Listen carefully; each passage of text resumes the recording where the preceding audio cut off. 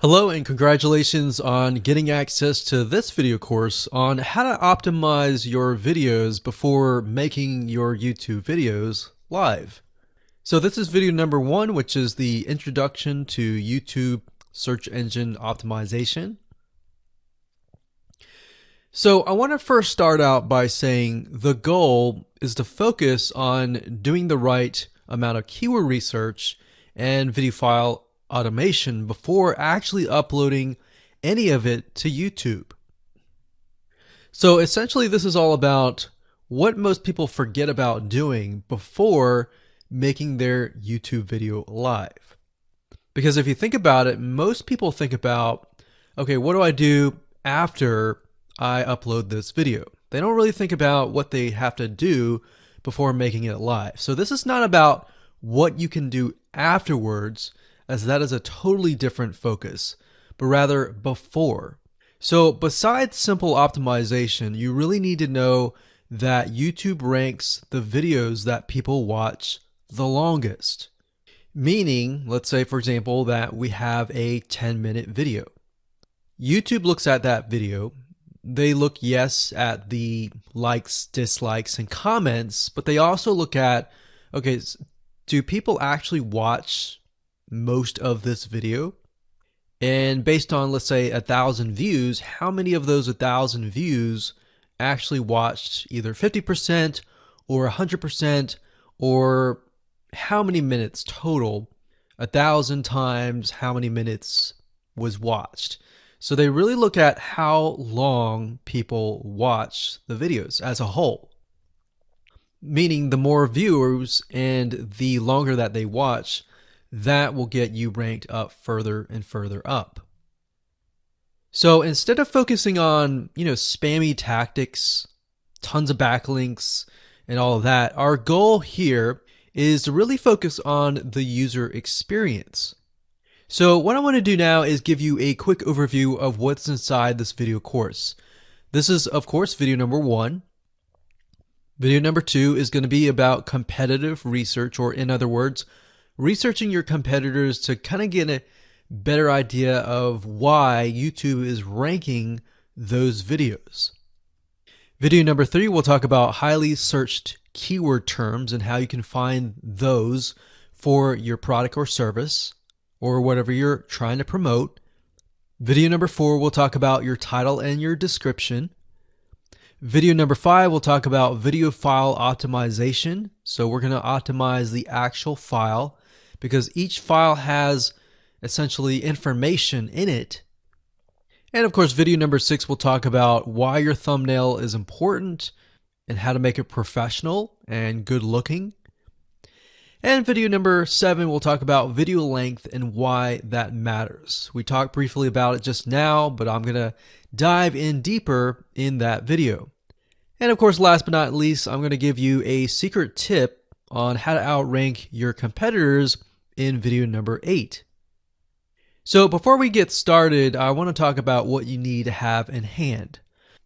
You're definitely going to need your product or service and an idea of the niche that you're targeting. You also need to have a video that is ready to be uploaded. And with that said, let's move on to video number 2.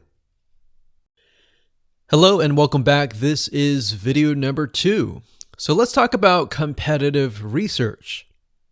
You see, the best way to understand how you can rank better is to know what is already ranking in your niche or your market. So what we want to do here is we want to analyze the videos that are on the top. And I want you to specifically look at what titles, what descriptions are they using, and what thumbnails are they using that are eye-catching. And what is the user experience like when you click through those videos? So let's go ahead and do some competitive research. So for the sake of making sure that we find YouTube videos that actually relate to promoting a product, what I want to do now is just to pick a product out of the blue and let's take a look at YouTube. So one product that I've been using for a while now, which has been really, really awesome, is called the Instant Pot. It's basically a pressure cooker that cooks food at a really fast rate. So what we're going to do is we're going to hop on over to youtube.com and we're going to type in Instant Pot and see what we get. So I'm not going to click enter just yet because I'm interested in getting an idea of what kind of potential keywords that we could rank on, or what potential videos that we can create.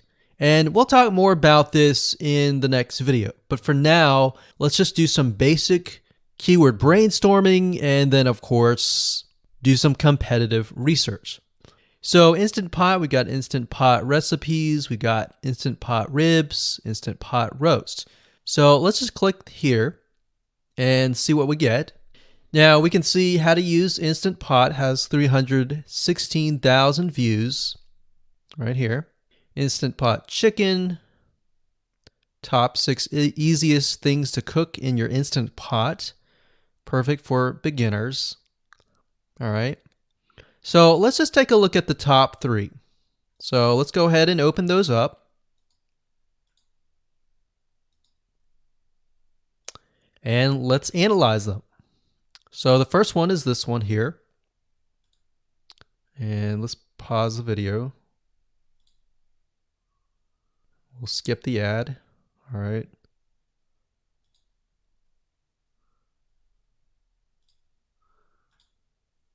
Okay, so how to use the Instant Pot 101 for beginners.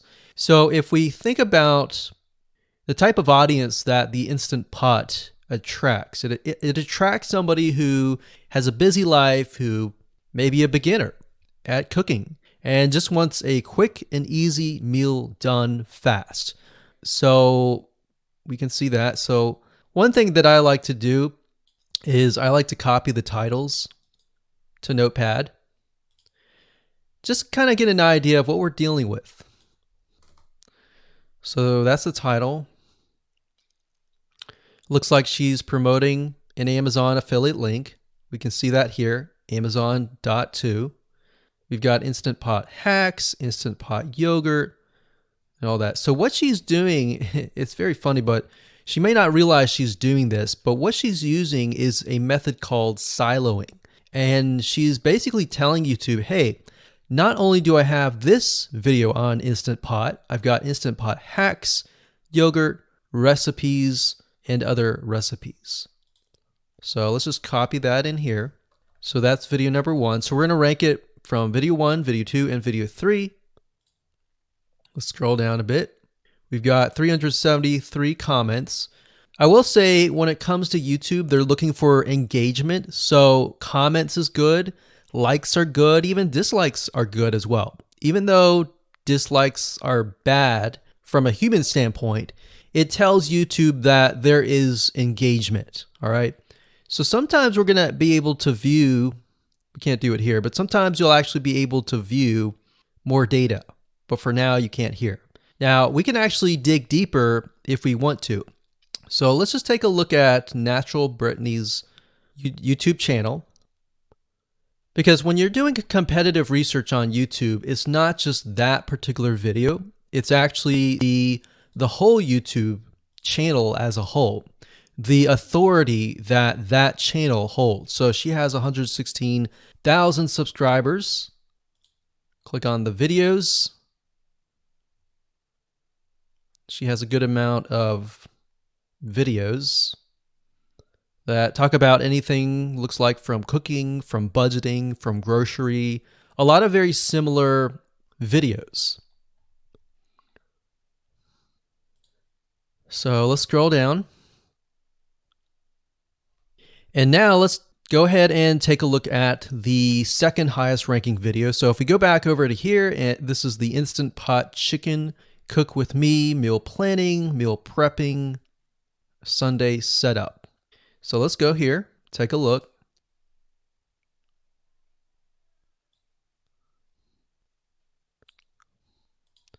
Okay, let's see here. So it's a 20-minute video, all right? And it has 658 likes, 5,000 views.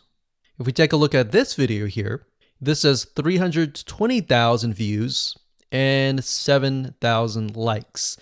Now, notice how it says 13 minutes here, and notice how it says 20 minutes here. We'll go back to this later on. All right, so we'll talk more about why a certain amount of time of your video is important, why the timing is important. And why is it that this lady has only 5,000 views, whereas the other lady has 300,000, and this lady is ranked right below that lady? All right, so why is that important? And why does that correlate to the time? So we'll talk more about that later on. But for now, let's just do competitive research. We're not trying to figure things out right now, and go from there. So if we take a look at the description, it says cook with me as I try a new recipe with Instant Pot. So the description contains the keyword. Sunday setup. Looks like she's got some Amazon links. And if we think about Instant Pot, who could it be targeting? All right, so this lady calls out people who are trying to prep on Sunday. So if we can get an idea of who it's targeting mothers, it's targeting people who are busy, who maybe only have time on Sundays to set things up. And chicken is a common thing, so maybe she's getting a lot of clicks. We don't know exactly, but we know that the headline and the description work together and getting clicks. All right, back over here, this is the third one. So let's take a look at this one. So this one is 8 minutes, but it has a lot more views than those other two videos, but it's shorter. It's shorter, but it has longer amount of views and it's third.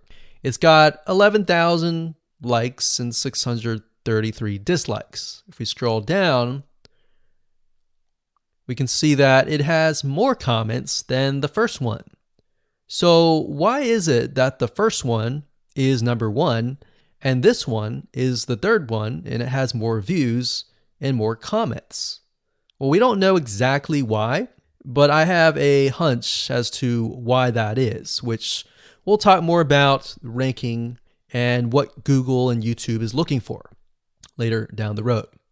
So that's that. Let's just copy that title.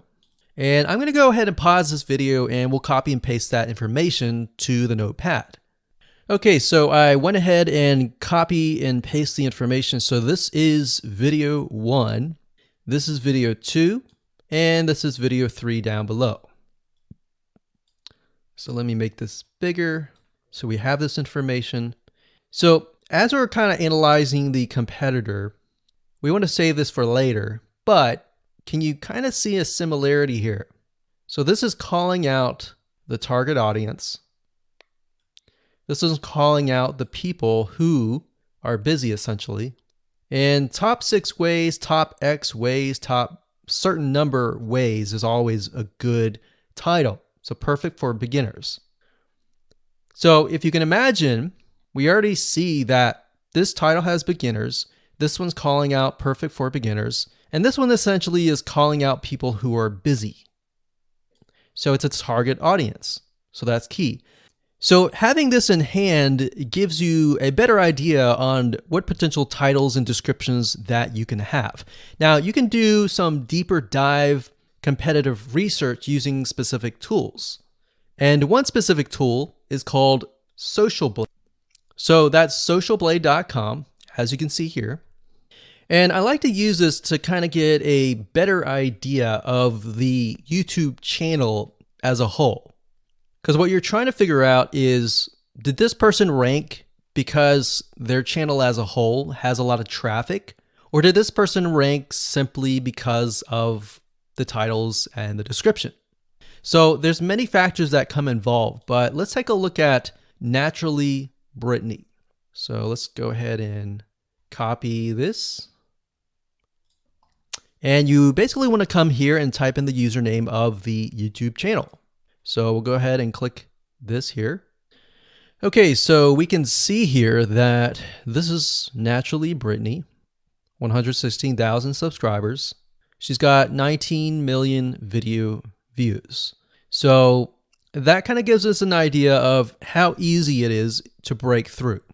Is it easy? Is it going to take a little bit work or what? So let's just go ahead and open her up, and let's do the same thing with the other videos. So this one is marriage and motherhood. We got that here. So she has 7 million video views. So it's about half of what we saw earlier. And this one is called Six Sisters Stuff. And this one has about 9 million video views.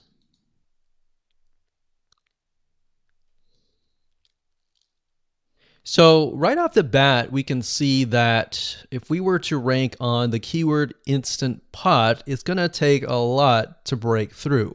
But the way we can break through is by using essentially subcategories of that keyword. So Instant Pot recipes or Instant Pot chicken recipe, stuff like that. So we can see that each one of these has about 100 to 200,000 subscribers. So you're going to have to be competing against that. Now, obviously, if you have a good size YouTube channel, that will usually mean that you can break through fairly easily. But if you're just starting out, then breaking through on that keyword is going to be a little bit more difficult. So the next question is, what keywords should you use? And we'll discuss that in the next video.